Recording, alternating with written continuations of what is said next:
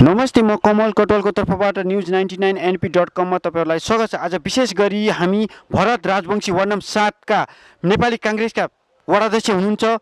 उहाँले ward number 7 का लागि, नेपाली जनताका लागि, नेपाली कांग्रेसबाट रोड, बाटो, शिक्षा, स्वास्थ्यमा के विकास गर्नुभयो त विस्तृत रूपमा हामीले 5 वर्षका योजनाहरू उहाँसँग हामीले यहाँ प्रस्तुत गर्न आँटेका छौं। हजुरहरूले चाहिँ हेर्न सक्नुहुन्छ। स्वागत छ भरत राजवंशी ज्यू। हजुर धन्यवाद। बोल्नु पर्दैन, हजुर त्यतिकै बोल्नुहोस्, म सोध्छु हजुर बोल्नु पर्दैन। धन्यवाद। जस्तो वडा 7 मा हजुरले विशेष गरेर अहिले 5 वर्षभित्रमा शिक्षा, स्वास्थ्य, यातायातमा के विकास गर्नु? अब स्वास्थ्य शिक्षा मात्रै होइन, हामी विपन्न परिवारहरूको पनि त्यो खानेपानी स्वास्थ्य नै आउँछ हैन।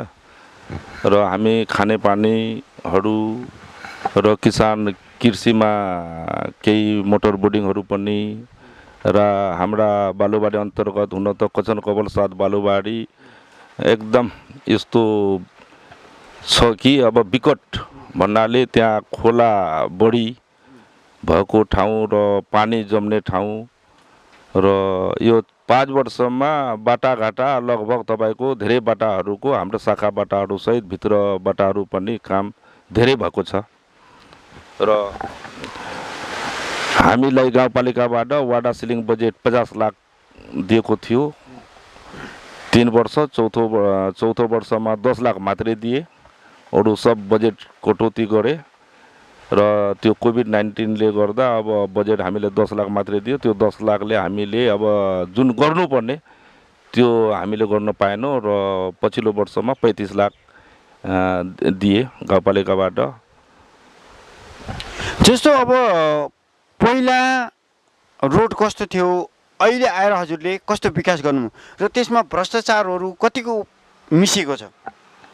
पहिलो भन्दा बाटाघाटाको त्यति समस्या छैन र भ्रष्टाचार भनेको अहिले हाम्रो के छ भने पहिला अब कुनै पनि योजनाको काम गर्दा अब समिति बनाएर गर्थ्यो। अहिले हाम्रो टोल विकास समिति, टोल संस्था विकास समिति हुनुहुन्छ महिलाहरूकै, उहाँहरू मातहतमा हामी 2,50,000 सम्मको टोल समितिले गर्ने र 2,50,000 भन्दा 15 लाख सम्मको योजनाको एउटा समिति बनाएर त्यहीँका स्थानीयको एउटा सबै समावेशी तरिकाले र 15 लाख भन्दा माथिल्लो योजनाको टेन्डरमा हामीले गरेको छौँ। जस्तो नेपाली कांग्रेस अत्यन्तै पुरानो पार्टी, जस्तो नेपाली कांग्रेसले कञ्चन कवलमा जस्तो के चाहिँ विकासका सिद्धान्तहरू, योजनाहरू स्थानीय तहका लागि, चुनावका लागि के रणनीति, के त्यस्ता योजनाहरू छन् तपाईँ बताइदिनुहोस्। अब यहाँ के छ भने हामी एउटा के छ भने 21औं शताब्दी पछाडि जुन 20 वर्ष पछाडि एउटा अहिलेको संविधान 2072 सालको निर्माण भएको छ।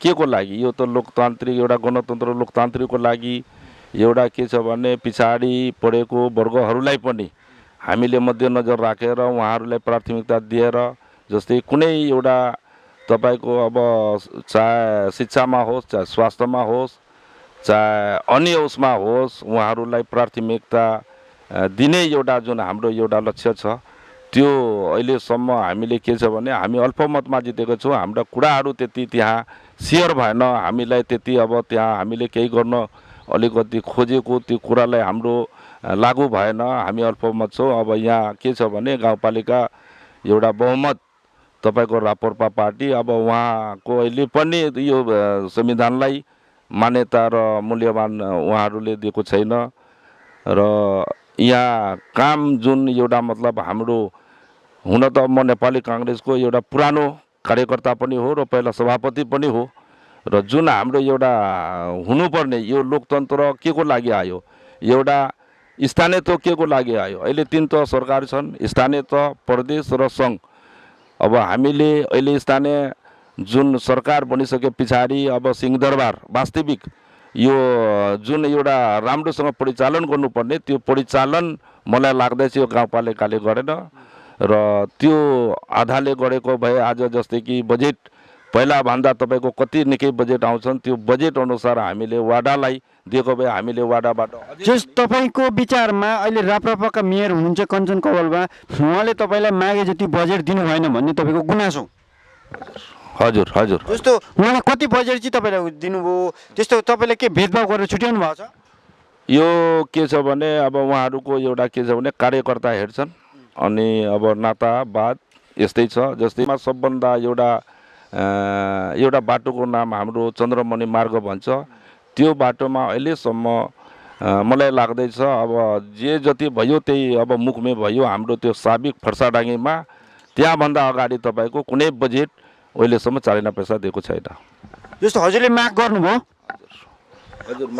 जस्तो अब हामी दोस्रो पक्ष जाउँ। जस्तो तपाईँले नेपाली काङ्ग्रेसको सरकार छ अहिले होइन, नेपाली काङ्ग्रेसको सरकार हुँदा एमसिसी पास भयो। एमसिसी भनेको थाहा छ नि हजुरलाई? जस्तो एमसिसी पास हुनु नेपाली जनताले त ठिक छैन, घातक छ भनेको छ नि।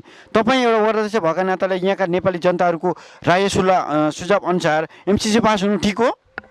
एमसिसी अब यो के छ भने यो राष्ट्रको लागि एउटा गम्भीर विषय हो होइन।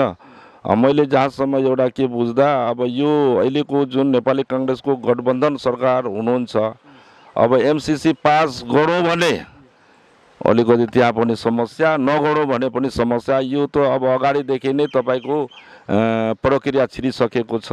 अब छिरिसके पछाडि यो एउटा नेपाली काङ्ग्रेस अहिले गठबन्धन सरकार भएको बेलामा एउटा के छ भने हस्तान्तरण जस्तै कि यो पास भएको मात्रै देखियो। र यो कतिपय के छ भने एमसिसी पास गर्दा नै एउटा उचित हो जस्तो मलाई लाग्दैछ। जस्तो अब राप्रपा तपाईँले भन्नुभयो विशेष गरेर तपाईँको मेयर साहबले तपाईँलाई बजेट दिनु भएन, कम्ती दिनुभयो, तपाईँको गुनासो छ। जस्तो मेयर साहबलाई, कञ्चन कमानको मेयर साहबलाई तपाईँ विशेष के सन्देश दिन चाहनुहुन्छ, के सुझाव दिनुहुन्छ कि वडा सबैलाई सम्मानीय बराबर अधिकार दिनुहोस्, बराबर बजेट दिनुहोस्, या कस्तो किसिमको तपाईँको राय छ? के भन्न चाहनुहुन्छ? म के भन्न चाहन्छु भने एउटा के छ भने यो जुन कञ्चनकमल गाउँपालिका भोलि हाम्रो 7वटा वाडाहरू छन्। 7वटा वाडाहरूभित्र एउटा आवश्यकता अनुसार अब त्यहाँ शिक्षाको आवश्यकता कति छन् र कृषिको आवश्यकता कति छन् र तपाईँको हाम्रो बाटाघाटाहरूको अब आवश्यक कति छन्, त्यो आवश्यकता हेरेको भए अझै योभन्दा धेरै अब बालुवाडी मतलब यो बाटाघाटा स्वास्थ्य शिक्षा अझै पनि धेरै राम्रो हुन्थ्यो। र त्यसको साथै जस्तो विशेष गरेर यो सिमानाको छेउमा छ कञ्चन कवल होइन, जस्तो तपाईँलाई विशेष गरेर इन्डियाबाट आउने व्यक्तिहरूले सशस्त्र बलले चोरहरूको घटना कस्तो छ? तपाईँ चाहिँ प्रत्यक्षदर्शी हुनुहुन्छ नि, तपाईँलाई यहाँ के समस्या छ? इन्डियाबाट आउने चोरी चकारीहरू, हत्या हिंसा बलात्कारहरू, त्यस्ता के घटनाहरू छन्? थोरै बताइदिनुहोस् न, सम्पूर्ण नेपाली जनताहरू जान्न चाहन्छन् के थिचोमिचो छ त इन्डियाबाट? अब इन्डियाबाट जस्तै कि कुनै अब सरसामान ल्याउँदा अब किसानको लागि छुट्टै छ र व्यापारको लागि अलिकति अप्ठ्यारो छ र अब त्यस्तो मोटामोटी अब सामान हामी किसानले ल्याउँदैन पनि र त्यो तरिकाले त्यस्तो मतलब समस्या खासै देखिँदैन। र यहाँ अहिले यो क्षेत्रमा यो 10 वर्ष अगाडि जुन एउटा चोरी डाका अब लाग्ने यस्तो ठाउँमा बोर्डर एरियामा त्यो अहिले छैन, अहिले धेरै शान्ति छ। जस्तो के कारण छ त्यो? जस्तै अहिले सशस्त्र बल आएको छ, सशस्त्र बलले चाहिँ के यहाँ थपना मात्रै हो कि उनीहरूले सुरक्षा पनि दिएका छन् कि कस्तो छ? विशेष गरेर नेपाली सशस्त्र बल सिमानामा खटेका सशस्त्र बलले के सहयोग दिनुभएको छ? र यो सशस्त्र सुरक्षा बल अब मलाई के लागेको छ भने अब उहाँहरू खट्नु पनि भएको छ र उहाँहरू आउँदा पनि अब यो के छ भने अब सुरक्षा त एउटा के छ भने अहिलेको समयमा अब मान्छेले चोरी गर्दा पनि अब तपाईँको नपसाउने र डका गर्दा पनि नपसाउने यहाँका पब्लिकहरू जुन छ नि, यो पब्लिकहरू यो साथसाथै एउटा यो चुनावको अगाडि एउटा भूमि प्रसाद राजवंशीको घरमा ठुलो डका लागेको थियो। त्यतिखेर अब यो सशस्त्र बल त्यतिखेर यस्तो ठुलो थिएन, केचनामा मात्रै थिए। तर त्यहाँका जनताले राति तपाईँको 9 बजेको राति लगभग सब जनता तपाईँको एकदम यो हल्ला सुन्नु बित्तिकै यहाँका जनता सब तपाईँको त्यो डाकाको पछि लाग्दा त्यहाँ डाकाहरू पनि अब धेरैलाई समय पनि र डिटेलमा एउटा डाकुपाडा प्रहरी चौकीमा त्यहाँ खेद्दै लाँदा त्यहाँ पनि एकजनाको निधन भयो। एकजना केसनाको त्यो ठिक्क चिया बगानको छेउमा एकजनाको त्यहाँ निधन भयो र त्यहाँदेखि अब डाकाहरू यहाँ लगभग त्यतिखेर 2 जना डाका, अरू चाहिँ भाग्न सफल भयो। अरू भाग्न सफल गयो, पछाडि उनीहरू पनि पक्राउ परे। जस्तो सशस्त्रले चाहिँ आएर तपाईँहरूले केही योगदान गरेन त्यतिखेर सशस्त्र सुरक्षा बल थिएन। भनेपछि त्यो सुरक्षामा तपाईँहरूलाई नेपाली जनताले आफै लडेर जित्नुभयो। हजुर, आफै लडेर जित्यो। अब रह्यो कुरा के छ भने त्यहाँदेखि यो एरियामा अब डाका चोर लागेको पनि छैन, अहिले धेरै शान्ति नै छ। यो नेपाली जनताले आफै सुरक्षा गरे। जस्तो स्थानीय तह आउँदैछ, नेपाली काङ्ग्रेसको प्रचार प्रसार अभियान छ, स्थानीयका लागि विशेष रणनीति योजनाहरू के छन् हजुर थोरै बताइदिनुहोस् न। यो योजनाहरू के छ भने अब यो स्थानीय तहमा जुन सरकार भइसके पछाडि यो सबै जात जाति सबै वर्ग र गाउँघरका शाखाबाटाहरू र स्वास्थ्य शिक्षामा जुन एउटा मतलब उहाँहरूको एउटा लक्षित समुदायलाई र गरिब परिवारलाई जस्तै कि यो हाम्रो स्वास्थ्य चौकी भवनहरू अब सबै ठाउँमा बनिसकेको छ र बनिसक्दा अहिलेको यो कचन कवल जुन एउटा राप्रपाको सरकार छ उहाँहरूको कुनै अब यो वाडा स्वास्थ्य चौकीमा तपाईँको अब ल्याब नभएको ठाउँमा अब यहाँ ल्याबको व्यवस्था भएको भए यहाँ मान्छे अझै ट्रिटमेन्टको एउटा गरिब लाई राहत पुग्ने थियो। जस्तो अब विशेष गरेर अन्तिममा वडा नम्बर 7 को हुनुहुन्छ हजुर, वडावासीहरूलाई तपाईँ आउँदो चुनावमा अर्थात् अबको कार्यकालका लागि फेरि तपाईँ चुनावमा आउनु हुँदैछ, या उहाँहरूलाई के सन्देश दिन चाहनुहुन्छ कि नेपाली काङ्ग्रेसले चाहिँ तपाईँलाई यो किसिमको सुझाव दिन्छ, यो किसिमको विकास दिन्छ, यो किसिमका विभिन्न सिद्धान्तहरू दिन्छ भन्ने योजना हुन्छ नि, त्यस्तो अन्तिममा उहाँहरूलाई के सुझाव सन्देशहरू दिन चाहनुहुन्छ? म यही हाम्रा 7 नम्बर वाडाका म के भन्न चाहन्छु भने जनसमुदायलाई र मेरो आदरणीय दाजुभाइ दिदीबहिनीहरू जति पनि मेरा भोटरहरू छन्, यो भरत राजवंशीको जित होइन, यो नेपाली काङ्ग्रेसको जित होइन, यो तपाईँहरूको जित हो। र अहिलेको यो स्थानीय तहमा अब बाटाघाटाको मात्रै समस्या होइन, यहाँ रोजगारको समस्या छन्, यहाँ तपाईँको अब किसानहरूको एउटा सुलभ अब यो धान बिउ बिचन भयो, तपाईँको खादमलहरू भयो, यो व्यवस्था पक्कै हाम्रो नेपाली काङ्ग्रेसले केही गर्नुहुन्छ किसानहरूको लागि र मजदुरहरूको लागि, केही रोजगार एउटा र बाँकी रहेको अरू व्यापारहरूको जस्तै अब यो राम्रो एउटा मतलब एउटा व्यापार राम्रो होस् र राम्रो चलोस् भन्ने म नेपाली काङ्ग्रेस एकदम यति म दबाका साथ के भन्न चाहन्छु भने अब हिजोको दिनभन्दा केही त परिवर्तन भयो र जुन तरिकाले परिवर्तन हुनुपर्ने त्यो तरिकाले पुगेको छैन। अब यो 5 वर्ष त हामीले लगभग अब धेरै कुराहरूको अब यो कानुनहरू पनि धेरै अब अलिकति फरक पऱ्यो।